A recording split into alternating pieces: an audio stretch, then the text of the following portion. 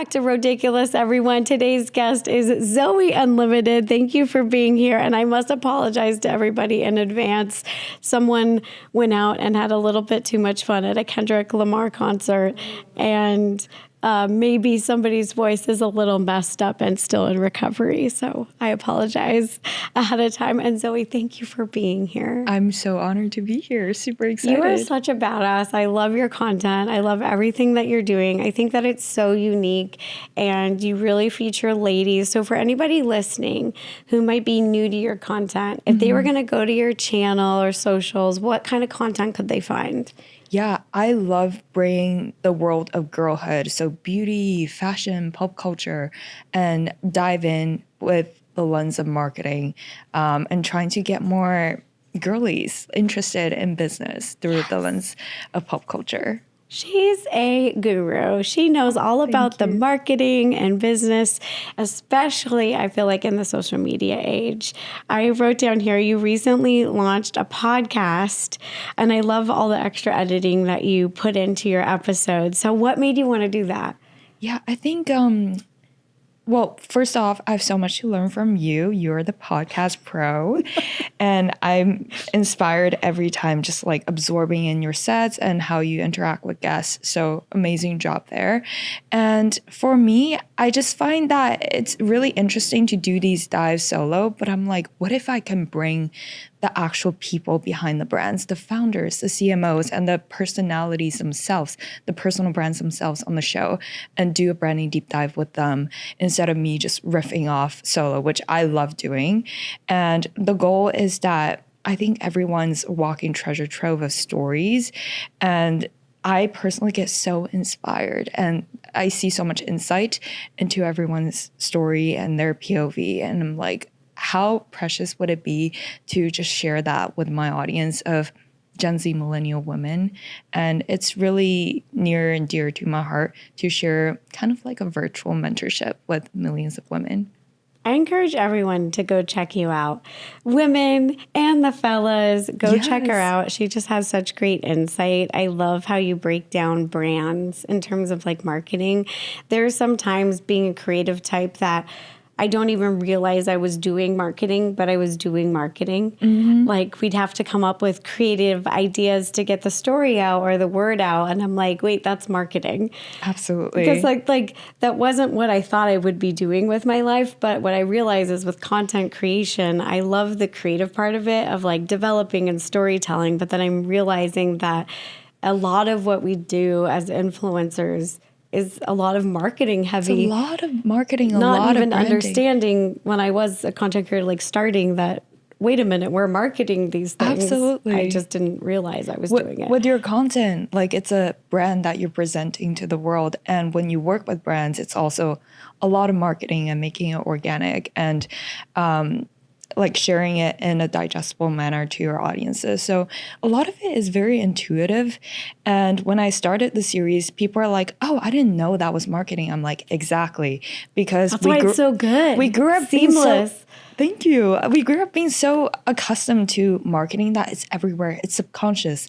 That's why it's powerful. And I'm like, why don't we analyze this and become more aware of what leads to our subconscious decisions and why do we like certain things? Not necessarily to change anything, but at least to have that basic level of understanding. So like your editing style is very unique. How did you learn how to edit your videos so well? Like I'm terrible at editing. No way. Teach me everything. Oh, you're so awful. Extremely humble. My editors who edit my videos now, brilliant, genius. We love them. I can't say enough good things about them. When I first started creating content online on YouTube, my bottleneck was myself, was editing. And that was the very first position that when I could financially afford, I had any money, I hired an editor. That's was my very first hire because I'm so slow. Like I just didn't go to school for it. I don't know what I'm doing. I have kind of an image of what I want to see, but I'm also really laid back. Like, I also think a professional editor might have a better vision than me. Like, I have a vision, but I think they could fine tune it. Oh, that's and a amazing. lot of them have. Like they fine-tuned my like meat and potatoes idea and they've made it like meat and potatoes but gourmet. Yeah. And I'm like, I love it. Yes, please. It's like, it's good to know your instincts are good. Like the meat and potatoes of your idea are good, but I like to bring on people who can make your idea basically gourmet. It can make it shine. It can make it sparkle. And for me, that was an editor. How do you do that? Were you just always a good editor? No. And I have to say, before we get into editing, I have so much respect for you having that level of self-awareness of like, I know this is not my forte, let me outsource that. Because a lot of people, I think a lot of creators, their bottleneck is themselves, including me. I was a one-woman show for so long, and I was having like between 2 9-to-5. So I had like 2 9-to-9s. One was in finance, one was in marketing and tech. And I could have outsourced it earlier, but I just had a limiting belief. I'm like, no one understands my style, which I learned from YouTube. I didn't have an editing background. And the first video I ever made, it was around 4 to 6 minutes. It took me 4 weeks. I was like, this is going to be the best thing ever. Now looking back, I'm like, that is terrible. But you live and you learn. It's like baby steps of building up. Oh, now I know how to add a sound effect. Now I know how to like create certain visuals. And it's just piling up step by step. And before you know it, you have a toolbox of things that you can leverage. And you're like, now I'm a badass editor. Now I work with an editor and I'm really appreciative of her. Right on. Yeah, I felt silly in the beginning when I tried so hard and I wanted to learn everything about it and how it works. But I realized, okay, I know how it works and I'm not the best at it. That's such a good realization. I think anyone is teachable and trainable as long as they are motivated to do so.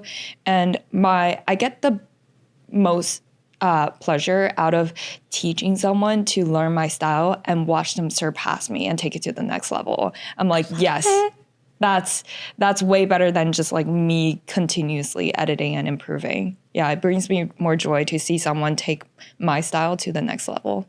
Oh my gosh. So I love that you're saying that because I kind of felt that way when I got to host and judge some Food Network shows and this HBO show for the first time, because it was the first time where instead of being the talent where I'm the star baker and I'm baking all these like beautiful cakes and things, it was the first time that I got to be more of a mentor and shine light on other talented bakers. Like it was the first time that I got to showcase their skills and kind of show them off to the world, and that felt better than making the cakes and being like, oh, yes, I made this, and getting any kind of recognition from that. I liked it even more. So I think we have that in common. That makes me happy. It's another form of creation. Okay, so I fell in love with your TikTok videos first, but your YouTube has been really growing. Is there one platform you prefer? Because there's so many. I know. We were just talking about this, like the different platforms and everything. For me, I started on YouTube long form when everyone was blowing up on TikTok. I don't know what went on in my head. I was like, I want to become a YouTuber. Point blank. I really appreciate the art of long form storytelling, and I think there's nothing that's like it, where you can have that long time of connection with your audiences. I think it's still possible to build that connection through short form. You just need more iterations in order to build that trust and connection. But short form is also super fun. I get to test a lot of ideas, and I lived many different lives on short form and long form. Oh my gosh, what kind of short form did you make? Is there different types? What can we see out there? Oh my gosh, this is kind of embarrassing, but when I first started, I was working in corporate, right? And I'm like, I don't have that much time to vlog. Let me just make lip syncing videos, literally like comedy lip syncing videos. I had these I was in comedy. I love it. Mixing that with fashion, beauty, and whatnot. It's very lighthearted. And all at that same time, I was doing these deep dives in pop culture and talking about more serious topics. So the audiences got a little confused. They're like, I thought you were serious. Or the lighthearted audiences discover my long form. They're like, what? You can be deep? Yeah. They're like, well, you have so many different sides. You're multifaceted. You're not just one-dimensional. You know, you're like, hello, I'm a complex human being with all these different interests. Absolutely. I think that I see that comedy background a lot because I feel like I take that in with me, that comedy side, even when I'm discussing things that are a little bit more, like when I'm discussing things that are a little bit more deep or serious, I still think I take comedy into it as that comedic relief that I need sometimes. Absolutely. Yeah. Absolutely. I mean, you're naturally funny in person. So I don't know if your audiences know that. They should. Okay, let's take a quick break right here to talk about one of this week's sponsors, Honey Love. Essentially, let's talk about bras for a second. Because honestly, for most of my life, I thought finding a comfortable bra was nearly impossible. Either they didn't fit right, or they would dig in, or they would slide around. And shapewear, don't even get me started. It was something that I could wear, but it wasn't something that I wanted to wear. That's why I'm so happy that I found Honey Love. Their bras are supportive in all the right places without an underwire, which still blows my mind. What type of sorcery is this? And they don't flatten you out, they don't shift around, and they actually stay in place, and they make your clothes fit better. And their shapewear is the same. It doesn't try to squish or squeeze you. It just works with your body instead of against it. And let's just say bathroom trips, way less complicated now. Their new Cloud Embrace bra is my new go-to right now. It's soft, and it's structured, and it's wireless, but it still gives that lifted look. It sold out super fast in the past, so if it's back in stock, grab one before it disappears again. Treat yourself to some of the most advanced bras and shapewear on the market. Save 20% off of Honey Love at honeylove.com/row. That's honeylove.com/row. Use the link and get 20% off and find your perfect fit. And when you check out, they'll ask where you heard about them. Please say the Rodiculous podcast. It really helps us out and it means a lot. You are a genius. I feel like you are just like exuding wisdom. Whenever we hang out, I feel like I'm smarter afterwards. And I'm like, we need to hang out more. Yes, please. We did this really fun. It was like a YouTube mental health panel. Yeah. And Zoe had so much great information, you guys. I encourage you all to watch that panel. I'm going to link down below. I actually caught myself on the panel where I clocked myself. We had a question like, do you ever feel lonely? And I remember someone telling me that only smart people feel lonely because like they're so intelligent, so they feel lonely. So I was like, well, I'm not smart, so I'm probably never lonely. So I answered no. Why would you think you're not smart? I don't know. And then just because being dyslexic, everyone's told me my whole life that I'm stupid for it. And then I realized, wait a minute, as I'm watching this video, I was like, I didn't answer honestly. I just said that because that's what, like, my brain is, says to myself, like, my self-talk is like, only smart people could be lonely, so you couldn't. I'm so surprised to hear this, too. Isn't that weird? It is. Like, look at yourself. You created this whole universe of food, for love for food, culture, and everything. That's intelligence right there. I think you have perhaps a limiting belief about your intelligence, and you're so much more capable than you think. Yeah, let's break that. Yeah, let's break that. Boom. Because every piece of advice that you gave on that panel, I was like journaling about it. I was like, I have learned so much, and this is my love. I call it the Zillennial love. Millennials learning so many positive things from Gen Z, so I call it the Zillennial love. And your advice was something that I just really took to heart, and I actually journaled about it, and I was like, wait a minute. Look at all of these things that I need to be reflecting on. Who else would you love to have on your podcast as a guest? Because you talk about so many cool things. Oh, yes. Okay, we need to get him on the show. Let's do it. Let's manifest this Let's out put the loud. vibes, the manifesting. Let's do it. Who's coming on? Like a dream podcast guest. There's this artist I really, really adore since a long time ago, and I met her in person, and she told me she watches my videos, Olivia Rodrigo. And I think she's phenomenal. Not just that I did a TV show with her. That's amazing. Bizarre Vark. We should DM her right now. Literally, I don't know if she reads DMs. I know, we don't know. Let's just throw it out there. I feel like my what do you call it? My not flop. My fumble was that I didn't get her contact at the time, even though I was so excited to meet her and just like obviously a lot of fans were there to meet her. We got to chat a little. And then I'm like, oh, gotta let her do her thing. They're like busy. meet more Yeah. people. But she just like really, her kindness and sweetness just as a genuinely like kind and caring person. She genuinely cares about her fans and her art. Really struck me as what it takes to be an excellent artist.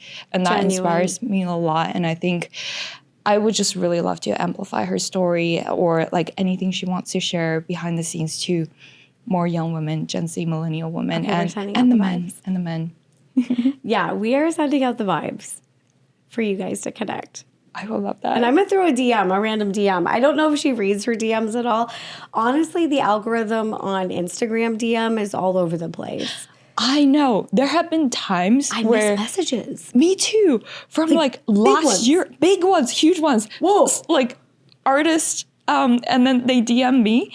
Yes. And then I didn't read it. And their managers have to email me. And I'm like, oh, did I just miss a DM from this artist I listened to like since high school? Dead. I did this for Lindsay Lohan. Lindsay Lohan DM'd me and I missed her message because of Instagram algorithm. I know the algorithm sucks. It does suck because it doesn't put like the newest message for it. I don't know how their algorithm works on the back end for communicating, but it's very poor because I missed a lot of messages. Me too. But luckily we did get to connect finally. And I went on her podcast, The Lowdown, which was so much fun. But oh my gosh. I know what you're saying, but we'll try it anyways. Actually, Lindsay Lohan is amazing. I really love how she rebranded. And like the amount of hate and misunderstanding that woman gets is just like, it breaks my heart how people objectify these public figures and forget that at the end of the day, everyone's like multidimensional and just human. And they were just kids. Yes. They were literally just babies. They were kids and teenagers and just growing up in entertainment and just getting annihilated. And I mean, I have a lot of sympathy for a lot that they went through. They went through a lot. Yeah. Okay, so what was your major in college? My major what was your major in college? It was business economics and I minored in accounting.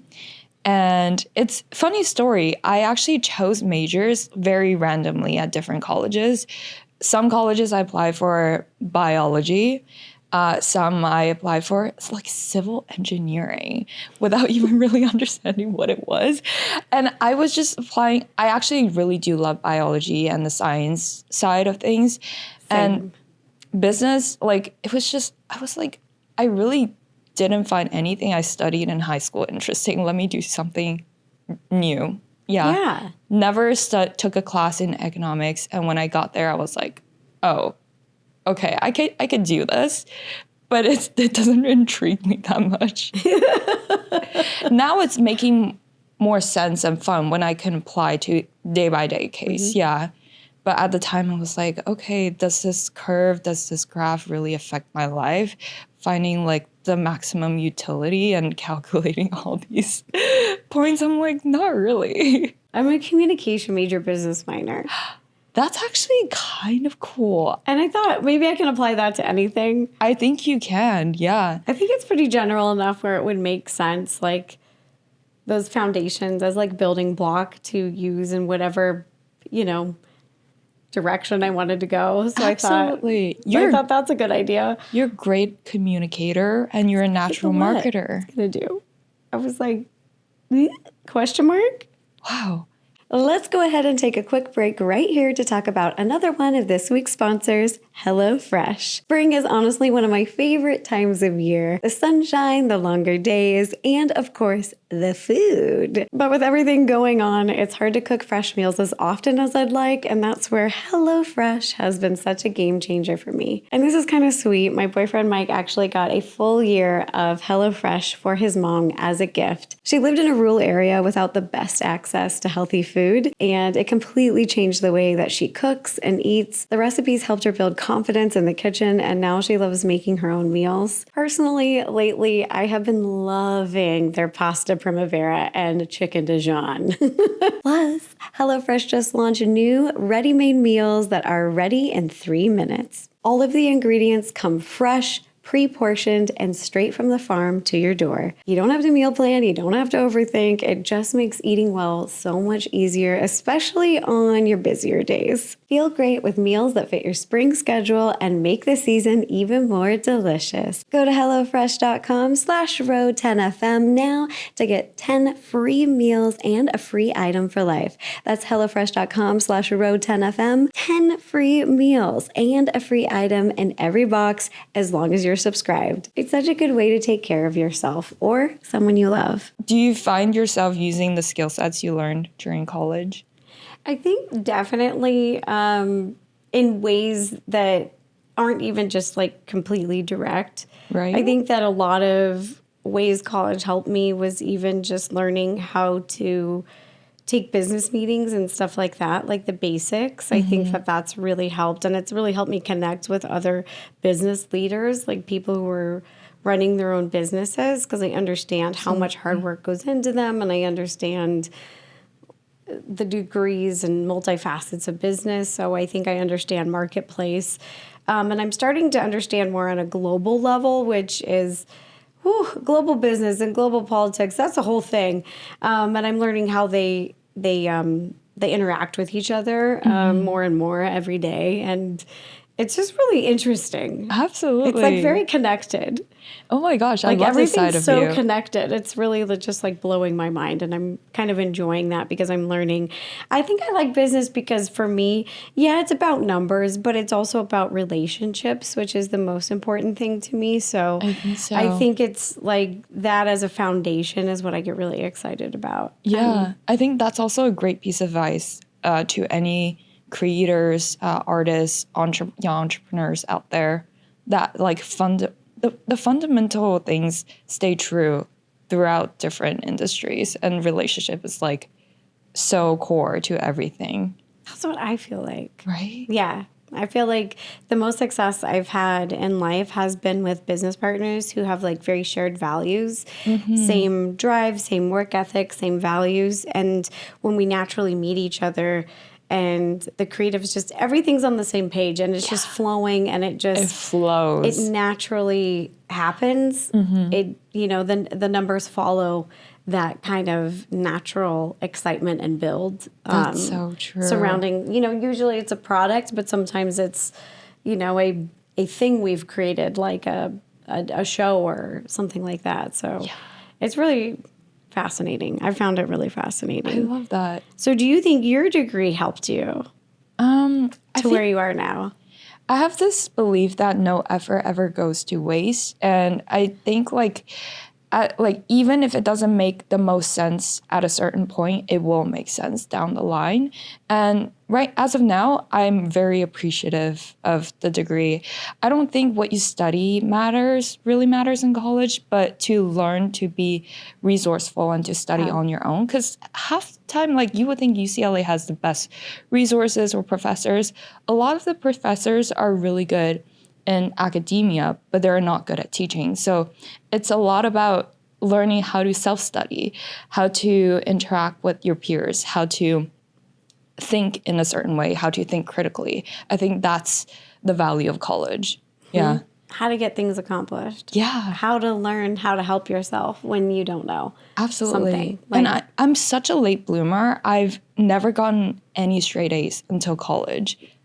Wow. Oh, yeah. I read that you graduated, how do I say it? Cum laude? Summa cum laude. Summa cum laude? Yeah. Oh, my goodness, girl. I didn't, in high school, incredible. I didn't even think straight A's would be possible. That's why I think, you are really your own, limiting belief. Any limit you place on yourself, you can overcome that. Because before that, I've never gotten straight A's. And then when I got into UCLA, I was like, oh, there's this thing where you can graduate top 1% of your class and you have to achieve certain GPA. I think the lowest grade I've ever gotten was an A-, which is crazy to think. Because during high school, I was like, yeah, B's and C's, you can pass. And then on top of that, I was like, can I do this in 3 years? Because tuition is expensive. And I didn't really enjoy college at the time because I felt like a lack of connection in terms of goals and ambitions with my peers. And I'm just like, I kind of hate it here. I want to get out. Can I do this in 3 years and add a minor to it? So really, like, the only limit is yourself, bro, which is why when you said that you don't think you're intelligent, I'm like, let's change that. Because to me, you are. And I think you can get on your next level and you just need to meet her. For everyone listening, Zoe is amazing. But I wrote down here that you're trilingual. And so what 3 languages do you speak? Oh my gosh, this is kind of embarrassing because English, Mandarin, I actually journal in Chinese. Yeah. You do? Yeah. We need to speak Chinese together. You speak Chinese? I moved to China for a year to teach English as a part of my college program when it was a whole thing. I lived in Henan and Longkou County and I taught English there for a year. It's Mandarin amazing. And it's been a minute. I'm rusty, but like we need to. 我的中文不好。我觉得很好。Yours is very good. Yours is 很好。Mine is 不好。Wow, I am so impressed, bro. What is it? A woman of many talents. 英文老师 English teacher. 我觉得你讲得很好，超级无敌棒。 真的 We need to talk. Yes. You're making my heart happy. Oh my gosh. This is like, there's so much intelligence that goes into language too. Bro, you're ultra smart. It's memorization. Chinese is very hard. It is. Because the alphabet is memorization. Like if you don't know the character, the word, there's no way to like sound it out. You either know it or you don't. Mm-hmm. That's what I found the most difficult about Chinese is memorization. I mean, you're fluent in Italian, right? No, I wish. Oh my gosh. I'm crap in Italian. Crap in Italian. I'm okay in English. Better in Chinese. Is your Chinese better than Italian? My Chinese might be better than my English, honestly. I have to be honest. Because what I like about Chinese is that there's no grammatical, like in English, where it's like I before E, except after C, O, also in these 20 other cases. Mm-hmm. What I hate about English language is that there's so many exceptions to the rule. There's so many rule breakers that my brain just forgets all the rule breakers because there's so many rule breakers in the language that I get frustrated almost learning it. But Chinese was memorization. It is or it isn't. That easy. That's true. That I found a lot of clarity in and I found stability in. I really like that. Oh. Wait, but also French? A little bit. Like, this is embarrassing. I feel I feel like I forgot all my French. And my, like, IB French teacher would be so upset. I know. You get rusty, but then if you get thrown in, it comes back. I think this is also part of my limiting beliefs because I got made fun of in French class. And so whenever I have a chance or don't have a chance, I try to shy away from it. I'm like, no, I don't speak French at all. I'll speak terrible French with you any day. I took one class. I feel like we should do, I don't know, if we ever end up in Paris or in France together, that would be so lovely. Would you ever want to go to Julia Child's French cottage? I don't know what that is, but it sounds amazing. What is it? Oh my gosh, my favorite foodie, Julia Child, who inspired me to bake and to cook. She learned in this really cute cottage, and it was in the French countryside, 40 minutes north of Cannes. And I stayed at her French cottage where she wrote the book, Mastering the Art of French Baking, Volume 2. Oh, wait, it's French Cooking. Mastering the Art of French Cooking, Volume 2. And I got to live there and bake from her cookbook, and it was just so incredible. We should go there and practice. That sounds magical. I would love to just throw myself in an environment where nobody speaks any English and just force myself to learn. My French is terrible, but I love it. Je m'appelle Rosanna. 1, 2, 3, 4, 5, 6, 7, 8, 9, 10, 11. Excellent. When we'd go to the bakeries, I'd be like, 1, 2, 3. I'd be like, 3 croissants. S'il vous plaît. S'il vous plaît. Yeah, it was very bad. And usually the bakers would just laugh at me, but they knew what I was saying. Yes. Right. I think just like be willing to put yourself out there regardless of like how people will judge you is so freeing. And I need to do more of that. I did that in China. Made fun of my Mandarin so bad, my tones, because every word has a tone. People may not know this listening, but every word in Chinese language has there's 4 tones. Yeah. So like the word ta has 4 tones. Ta, ta, ta, ta, ta, ta, ta. And so they all mean different things. So the hardest thing was the tones. Yeah. And so I got made fun of for that because they'd be like, Ro, that's the right word. But that tone means something else. Hey, if you don't practice, like you'll never learn. So they can make fun of you all they want, but you're the one who learned and got better. And I got around, you know, like I went shopping, I got my business done. Let's go. I made it work. Wow. I'm so impressed. I'm impressed by you. I need to shake off the rust. We need to speak some Chinese together. Heck yes. Really shake off the rust. Okay, so wait. Your YouTube channel has really evolved over the years. Like, what topics are you the most interested in moving forward? Moving forward? Yeah. Like, what do you want to focus on?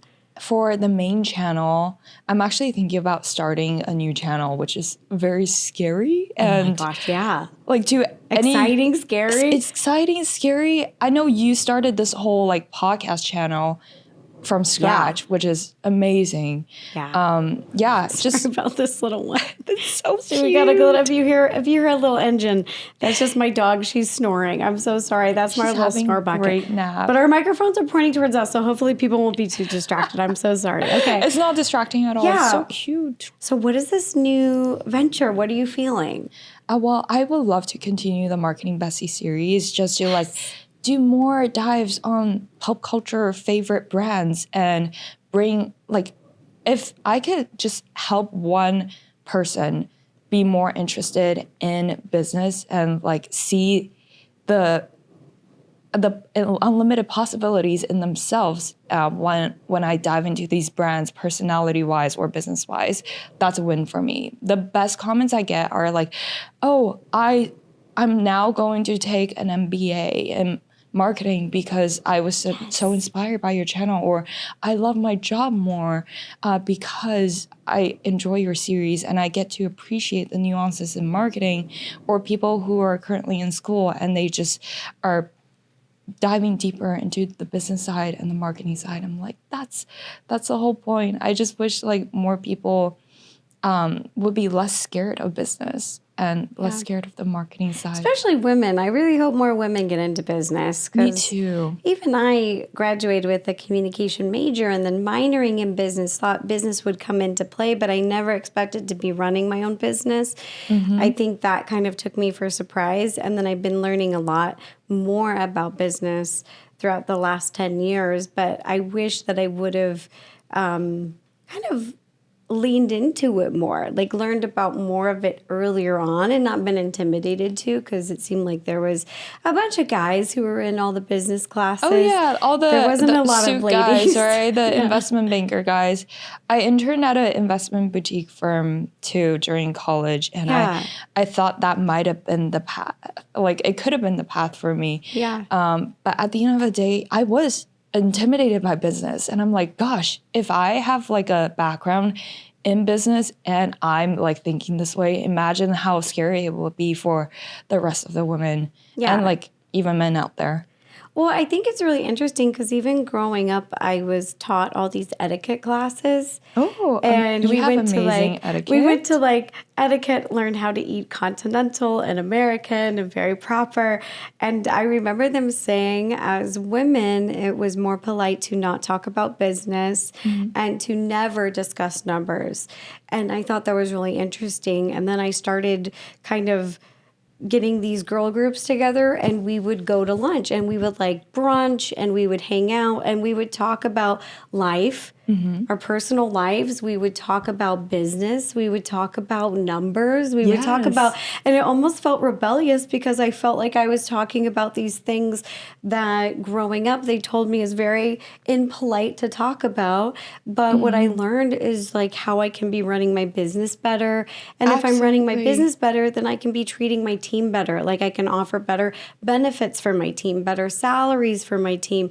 Like you'll learn so many more ways how you can help not just other people, like customers, like of your product, like learn how to make their experience better, but also even your own team, how to run things internally better.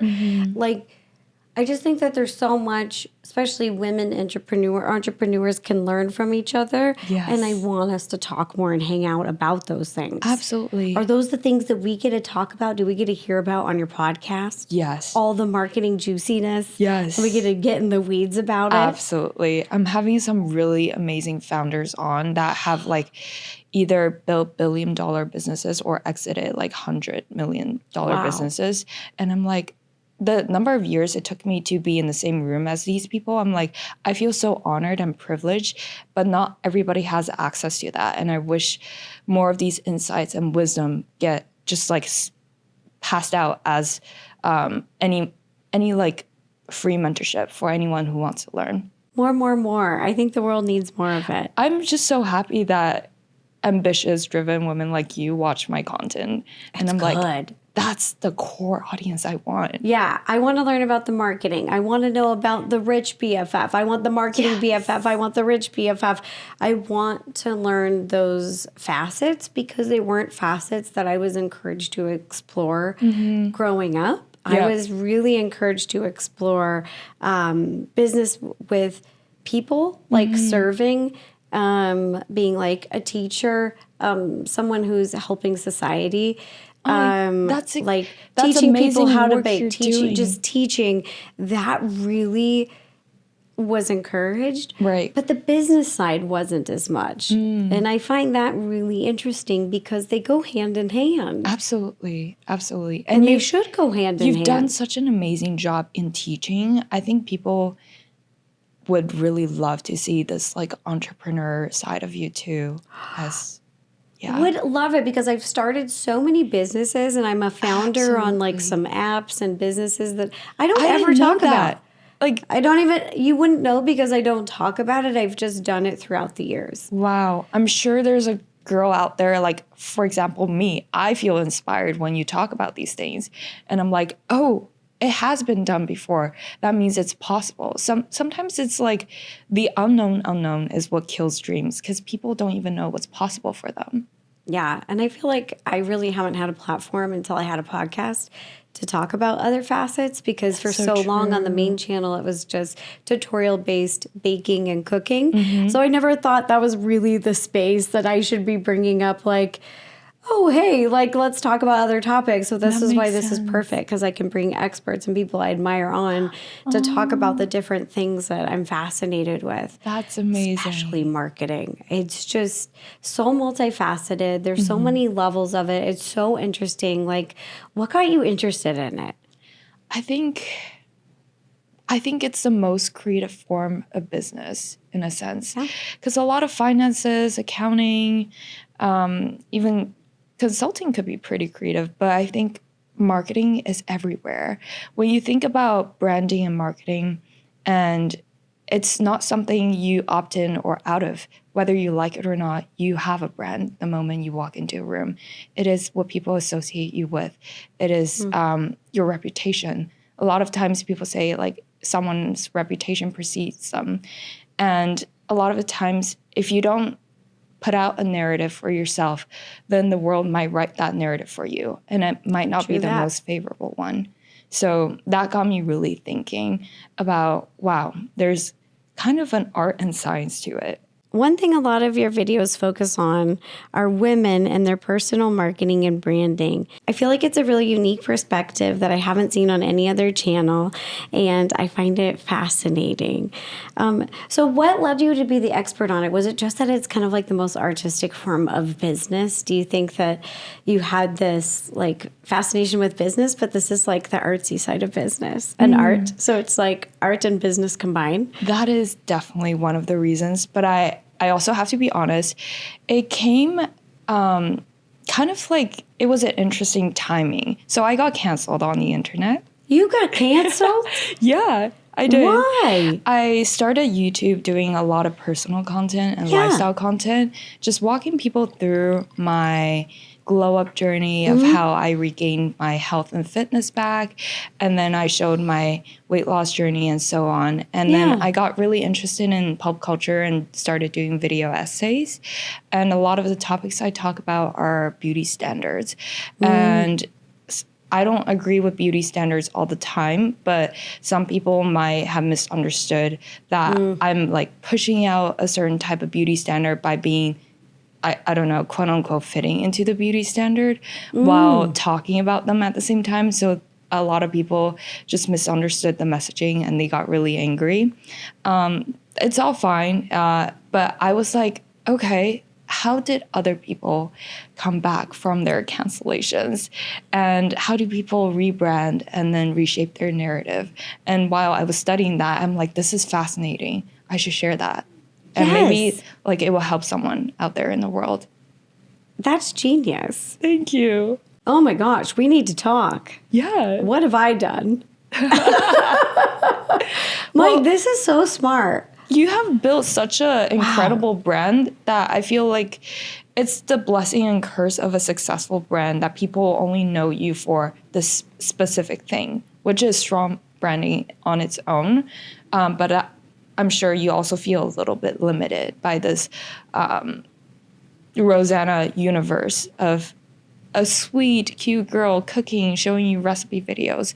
But the audience is not adjusted to learn about business to learn about like so many more amazing facets of you. The other facets. Yeah. So we're starting a podcast. We're warming up the water. We're dipping our toe in for other people to see more sides than just baking row. Exactly. But baking row is fun row. We like baking row. We like baking row. I personally like baking row. I'm a foodie at heart. That's never going to change. But there's so many other sides to us. And I think that's important for people to see. So the new channel I want to start is about my hormone recovery. The only reason I was on this glow up journey was because I had basically my hormones were out of whack starting in college. That's why I didn't like college. I had 1.5 years of insomnia due to rooming situation. And that messed everything up. I had weight gain, I had acne, and my stress was off the roof and I lost my period right there. Yeah. Still trying to get it back. So yeah, a lot of different fluctuations and I'm just like, okay, people no longer really know me as the fitness girl or the wellness creator, and I would just further confuse my audiences if I put anything like the Hormone Diaries on there. So we'd love to start a new channel and cater to a new audience. I'm fascinated by it because I work with a hormone specialist here in Beverly Hills. She is one of the best. She sees a lot of my friends, and she's a Harvard graduate.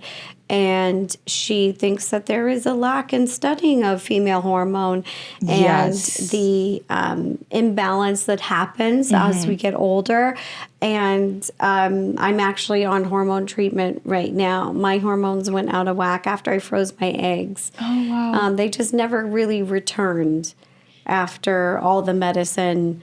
It really put it off, and it just really hasn't gotten back. And so I have to do a lot of supplements and things, but I had no idea how strong your hormonal health can affect your mood, your energy level, the way you think, your memory.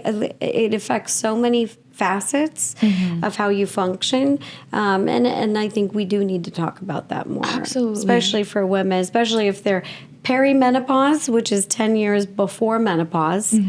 So, or in menopause or after menopause, anytime the hormones get out of whack or sync, just the weirdest things can happen. I agree. And it's like, why does nobody talk about it? No, it's almost like money too. It's a little bit taboo to talk about your hormones and cycles. But every single woman I talk to, I don't think anyone has the perfect cycle, or everyone has a little bit of something going on. And I'm like, wow. But so much, like, women's health is so under-researched. Under-researched, yeah. And like, we don't even have the data to begin with, because a lot of the data, a lot of this research are done on basically male participants. Yeah. And how do you come up with a solution when you don't even have the right testing done?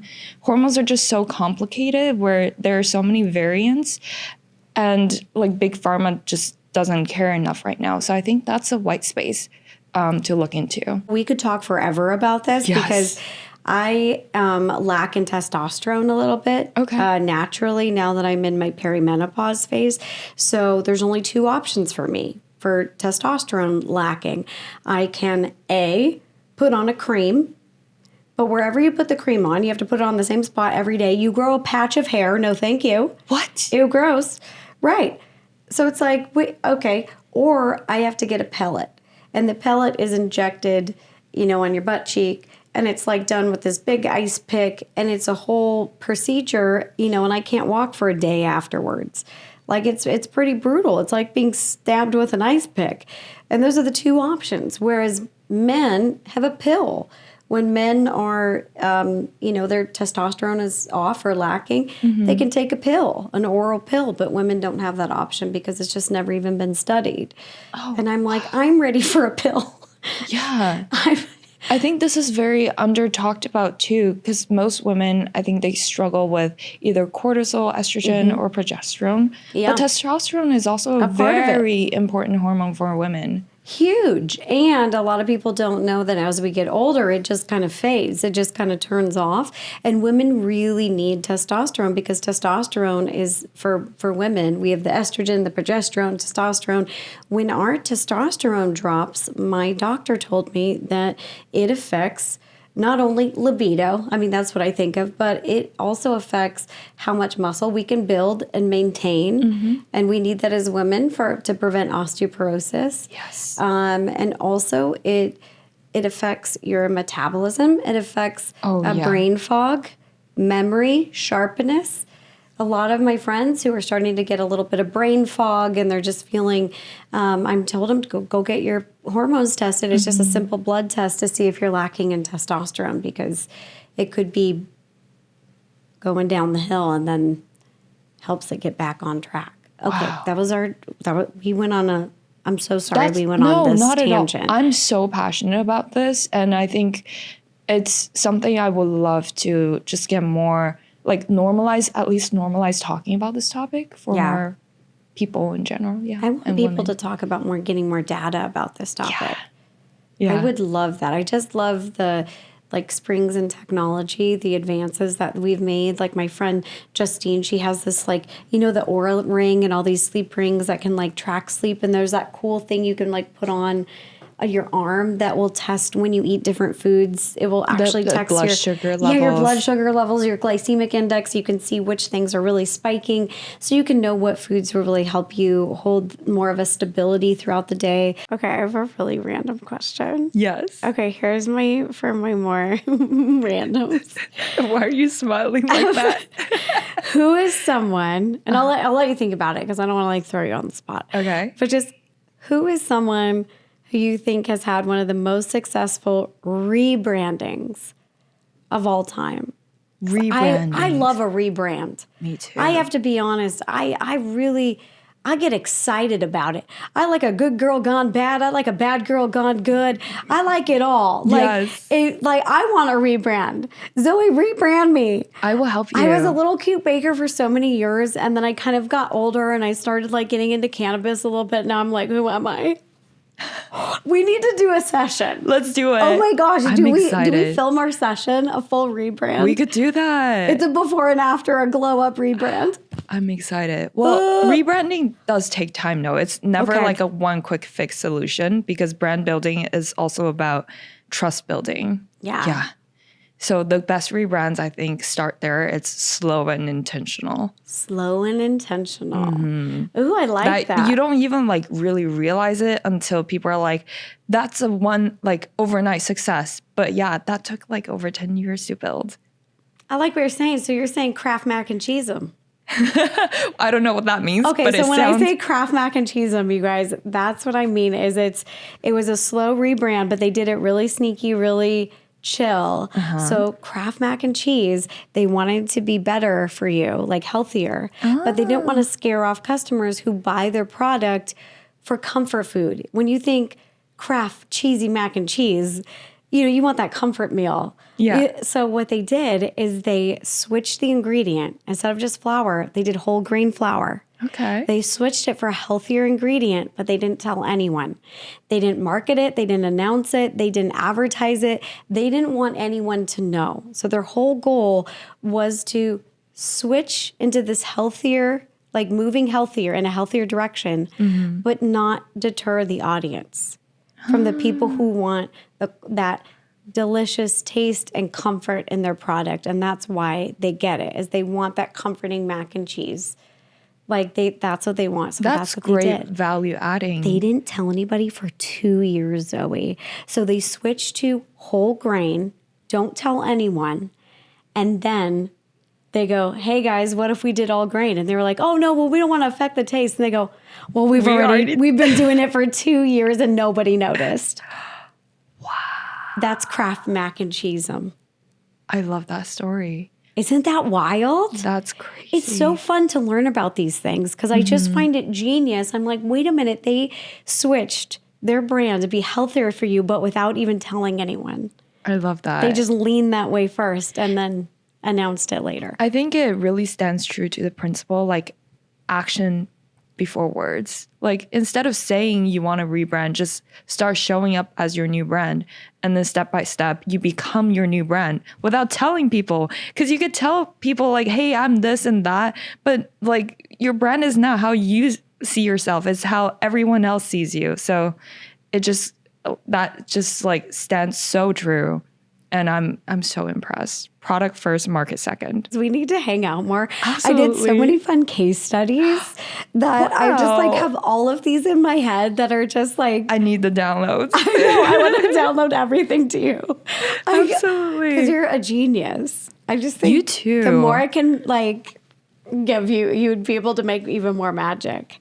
I'm excited. Okay, I'm excited too. But back to your question. Yes. The one that like there's so many amazing rebrands in both the business world and, for example, Poppy is like a great example. Oh my gosh. Their branding before and after. Let's talk about it. Would love to do a dive on that. But personality branding wise, I really do like Sabrina Carpenter's rebrand where that girl has been like, I really respect her as an artist. She's just been working on her craft while tweaking her brand throughout the years. All of a sudden, people are like, oh, she's an overnight success. But it really took years and years of like the nuanced testings of visual branding, of like sound and tapping into a specific aesthetic and crafting a whole universe that can't be done in one day. It's all these like little nuanced actions that lead to that like bang. And now she's everywhere. She's like your favorite pop girly. Yeah, it's like, hey, I'm an overnight success over the last 20 years. Absolutely. That's more like what it's been like. Yeah. Like she made so many albums, 6 albums. Mm-hmm. That's a lot of albums. I know, which is why I say no effort goes to waste. Like a lot of them, when I listen back to some of her previous albums, I'm like, these are great music. Mm-hmm. It just takes time to discover. So if you build a long-lasting product, whether that's content, whether that's music, whether that's Kraft mac and cheese, it just like, if the product is good, eventually the marketing will catch up. Yeah. Yeah. and it will market itself. I like the Miley Cyrus where we went from kind of the Disney girl to swinging on a wrecking ball. I know. I mean, she was like, no, this is going to hard pivot. We're going to go there. And I really was like, wow, she's going there. Is that your favorite rebrand? I just feel like that was so fun and wild. And I really enjoyed that one. Yeah. I think that's something for me that I really enjoyed. I think that it's, I think that as women, we only have so many archetypes that the media really understands, even though as individuals, we're probably so multifaceted, every single one of us. It's either like good girl gone bad, bad girl gone good. The archetypes are so simple. I feel like they oversimplify things. Yes. But in that sense, yeah, I think I liked her. I liked the rebrand. I think that it was wild and fun and just shocking, and it made my jaw drop, and it instilled so many conversations with my girlfriends and even my mom, who doesn't even she's not really in it, but she was like, now, did you see somebody's swinging around on a wrecking ball? And I was like, yeah, Mom, that's Miley Cyrus. So it even got her talking. So I think that there's something genius in that. Absolutely. Yeah. Absolutely. And I think it takes more courage than people think to put yourself out there in a new lens, because like she did get a lot of backlashes. Yeah. But props to her. If it's like true to her and it's sustainable, then she just keeps on showing up that way. And eventually people adjust. I feel like she rebranded again. Kind of. Like, whoa. Okay. She's just a rebranding queen, and I love it. Yeah. I think that's the beauty of it. Like, you don't have to stick to one brand if it's no longer serving you, or if you feel excited about showing up that way. Yeah. Okay, that makes me really happy. So you've got a video on your channel, and it's called The Step-by-Step Rebrand of Lindsay Lohan. Could you walk us through, like, what kind of things we would find in your content, like that we would find in there? Like, what subjects do you touch on? Yeah, absolutely. So I love just taking a pulse on pop culture and seeing what are people shocked by, what are people talking about. And Lindsay Lohan, everyone's talking about how she reversed aging. And I'm like, this is fascinating. Let me look into her, because I haven't really seen her pop up for a while now. I grew up watching a lot of her movies, phenomenal actress, and such a bright future. And then like certain things happen, and then she kind of went behind the scenes for a while. I'm like, that's fascinating. And then I looked more into her recent work. I'm like, oh, they actually have positive reviews, and I think she's having a strong comeback. How do we break this down into a story that's both encouraging and something that viewers can take nuggets out to apply to their businesses or their personal brands? And I think the magic is that everyone thinks Lindsay Lohan's brand or her rebrand success is due to, for example, her rejuvenation or her face change. But I honestly don't think it's way deeper than that. A message I love sharing with my audiences, for example, different dives I've done, Sabrina Carpenter has always been extremely gorgeous, but why hasn't her brand worked for so many years? And then I love breaking it down into, here's Sabrina 1.0, here's Lindsay 1.0. Give a background story of what happened to them, why was their brand not working, what were some of the branding quote unquote missteps. A lot of times it's external factor reinforced. A lot of times it's just small tweaks that they could have done that would have propelled them farther away. But it's all, like, to me as a marketer, just testing and experimenting. It's all valuable lessons. And then I talk about, for example, Lindsay 2.0, Sabrina 2.0, JoJo 2.0. How are they branding themselves and reintroducing themselves to the public eye, and why has it worked so well? Yeah. She's actually the first branding dive I did. Really? Around a year ago, yeah. No way. Because everyone was like talking about JoJo's like new brand, about Karma, like when she released it, and like creating memes on it.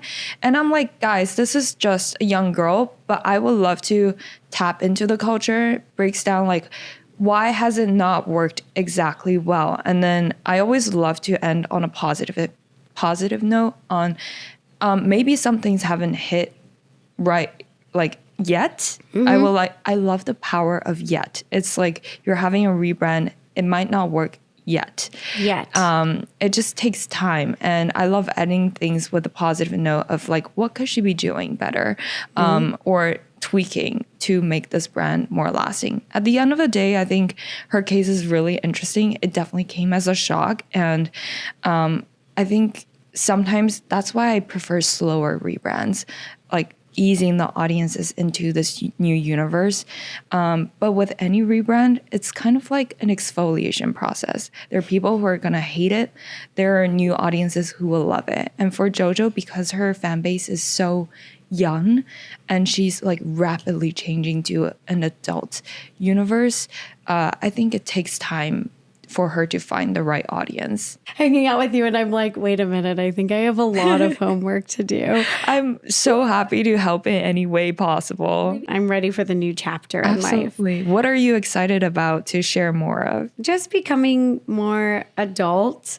Not just the love of food, but love of cooking and foodies and just of celebrating and hosting. I love getting people together. You're so great at hosting. People for like dinner nights. I host so many dinner nights that I don't think people know about because I don't film them. I don't take pictures of them.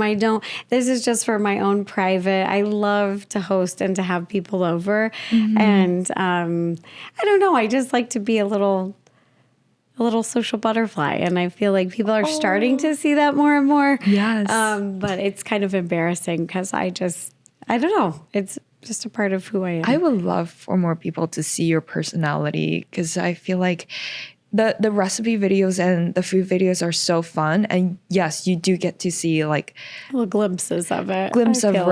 But I feel like there's so much more to you. And something I like telling any artists who come to me for advice is like you get to know yourself really, really well. If it's journaling, if it's talking to people, if it's meditation, whatever works for you, get to know yourself really well. And I think the beautiful part about what you just said of your dinner events is that you do this even though there's not a camera in front of you. And I think that's true authenticity. That word gets thrown out so much, but at the end of the day, it's like, what would you do if you didn't have to show the world? Like that you would do every single day if you don't get paid for, if like nobody in the world will find out about it, that you will still do. And for you, that's like the magic. Yeah. Yeah. I would still bake. I would still host dinner parties. I would still sing with my friends. I would still, there's so many things that I would still do. And I got to start writing those down and leaning into them, girl. That's what I need to do. Out of all the deep dives that you've done, has there ever been one that kind of surprised you? You're doing a deep dive and maybe you discovered something about the person or their rebrand or something or their branding that just surprised you. That you're like, haven't seen this before. That's interesting. Like, that's an interesting decision. I feel like I learned something surprising about the artist every single time. It just shows like everyone's really a walking treasure trove of stories that unless if you really get to know the person or dive deep into them and allow yourself the time to really get to know who they are as a person, you really don't know the whole story. And I still don't know the whole story. So I think that's the beautiful, magical part about storytelling and talking to people in real time and podcasting. But one story that really stands out to me recently is a dive I did on Doechii. Her resilience is just amazing, phenomenal. And she went from homeless to the Grammys, and she wrote that album in like 30 days. Wow. All because she's been doing the work and putting the reps in the past like 10 years. Yeah. And she also read a book that the fascinating thing is that she documented the whole damn journey on YouTube. You can watch it. Like, who else gets to do that? Shut up, really? Imagine if, like, the billionaires documented their journey of getting to their billions, and all the different artists that you really look up to documented their journey. It's right there on YouTube. And I think that just, like, It really shook me. And I'm like, that's the power of documentation and really understanding yourself. She's a huge proponent on journaling. Yeah. And she read a book that I also really love, The Artist's Way, just like getting to know yourself and doing your artist pages, morning pages, journaling, understanding who you are without any judgment, and tapping into your intuition. Something I really am inspired by, and I'm trying to get better into, like, just learning how to trust my intuition. That is so cool. Right? Should we all be journaling? I feel like we should. I recommend it. It's really helped me. Right? Yeah. I thought that would be kind of nerdy to say, but Not nerdy honestly, at it has all. really helped me. Yeah. Big time. Sometimes I don't even write for the sake of reading back. Sometimes it just helps me think. It's like therapeutic for me. I just need to get the thoughts out. Yes. And then I'll come back later, and sometimes it's great and it's like poetic, and sometimes it's just ranting. Like I just needed to get something out, a feeling out. Absolutely. Isn't that wonderful? It's so amazing. It's like a big mix of that. I know. When did you start journaling? Probably about a year ago. Okay. I just read two of my journal entries I did last night. Mike, do you remember my poems I was writing? You wrote poems. Yeah, Mike said they're pretty good. So when I write, I'm super dyslexic. So when I write, it's almost like poetry. Like it's kind of more of in a poetic way than it is, I would say, traditional paragraphs of information. Mm-hmm. It's more, it has a flow. It's doing its own flow thing. I love it. But it's been really cool. Right? It's been really rewarding, and it's helped me reflect on behavior. It's helped me reflect on memories. Yes. And processing things. It's really helped. I know. Like, probably so with many creating things. too, right? Yes. Like, how do you get all these amazing video ideas? I'm so intrigued. ADHD, and I want to turn my brain off all the time. Zoe, and if you ever want it, you just come over and I'll download. You can have all my ADHD. I do have a little bit of ADHD. It never stops. Yeah. And sometimes it's hard for me to fall asleep, insomnia, those things, because my mind is just always racing and creating. Mm-hmm. I'll be in the shower and come up with 100 ideas. And it's turning the brain off for me, which is really difficult. It is. So that's what I struggle with. I need to chill. Anything that can get me to chill out and relax, I'm a big fan of, and I want to go explore and learn about. So that's what I've been kind of leaning towards at the end of my day, or like what can help me relax. And it's like taking a bath, listening to calming music. Maybe it's a gummy or a special brownie. Maybe it's that in combination with reading and doing some journaling and away from the screen time. But I've just been like kind of experimenting with all of those things to help my mind really relax, unwind. So at the end of the day, I can fall asleep. Oh my gosh. Just shut it off. I totally understand. Sometimes it's like 2 a.m., 3 a.m. You're like, these are great ideas, but can I just get some sleep? Yeah. Yes. That is what I feel like. I feel like I'm like a creative AI device that's just like always going, and it's like always turning on all the and I'm like, just make it stop. And I'm really trying to do it without using sleep aids, because I don't want to, and the doctor suggested that's always an option, but I'm really trying to find more natural ways to shut down the mind and body and have that be kind of like a part of the routine. So I love that. What's like your favorite video that you made in the past 15 years? Oh my gosh, that's so hard. Usually my newest video keeps being my new favorite, because it's like new and shiny. Mm-hmm. What I've been really liking lately is I love a tutorial. I mean, I'm an OG. I love a tutorial. I love tutorials. Aside from tutorials, I've been really enjoying these versus AI videos. Yeah. So it's like Baker versus AI. Oh, it's those me are versus cool. AI. Because a lot of people are scared of AI taking jobs, and I'm included. I understand that. Mm-hmm. And so when I'm looking down like Instagram, I'm getting just these feeds of AI cakes and AI recipes. It's all fake food. Like I used to scroll on my feeds and get delicious real recipes. Wait, I'm not on the side of the algorithm. Tell me more about these AI foods. No, well, I'll see like this beautiful snack. and I'll click on it. It's an AI fake food photo. Oh. Just like maybe if you're in like fashion and design, people are probably seeing in their algorithms AI designed rooms, AI designed living rooms, that you're like, oh, it's not real. Hold on. Because you're looking for backyard design ideas or interior design ideas. And I used to search for those things, and they used to be real sources that I could be like, oh, yeah, I could go get the fabric from here. Or and now there's so much AI that my main fight is just figuring out what's real or not. Oh. One. And then if I'll get a cake idea, now I'm battling AI. So whoever's made an AI cake, I try to do my darndest to make it a reality. Really challenging, but also really fun. I'm also trying to make my content more fit the new algorithm, but in a way that's still really helpful, because I don't like to make brain rot content. I just can't do it. I have a handful of friends who do it, and they are numbers wise very successful, but my heart can't do it. My soul can't do it. I have no interest in it. So I think people understand that, and like, I just can't fake it. That's a sustainable route for your brand. Yeah, I can't do that. So I like to do at least things that are like helpful. Like we would test different meal subscription kits and services, and we would test them for weeks on end to see like, do they have good value? Or is there a lot of variety? Is there good flavor? How's the calories? How's the nutrients?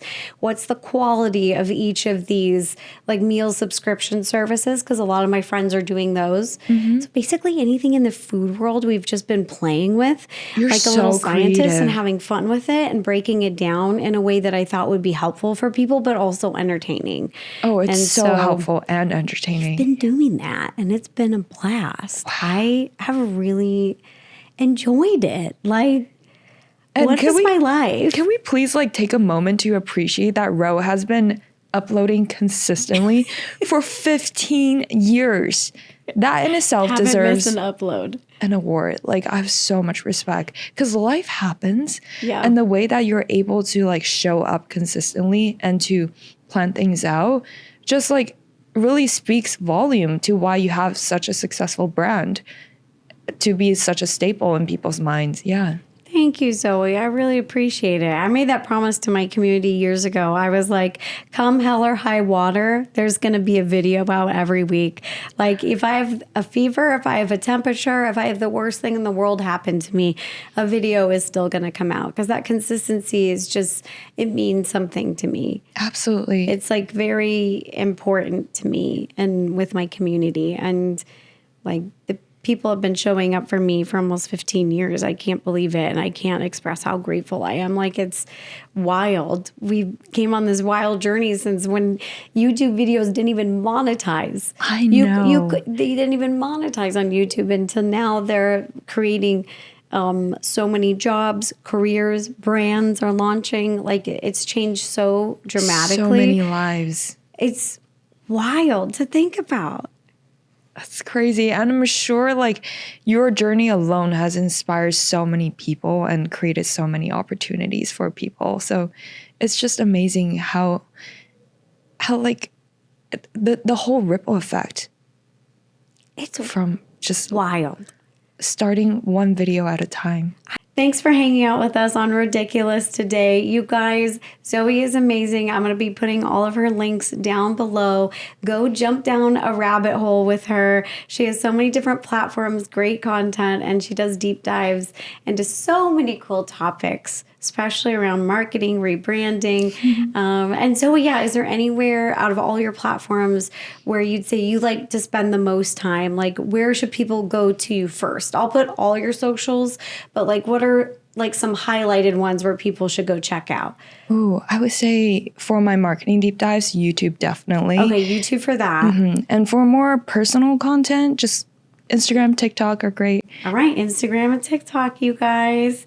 Big thank you to Zoe for being here. Thank you so much. She is the best, you guys. And I hope you guys have a good week. Bye-bye. Thanks for listening. Thank you so much.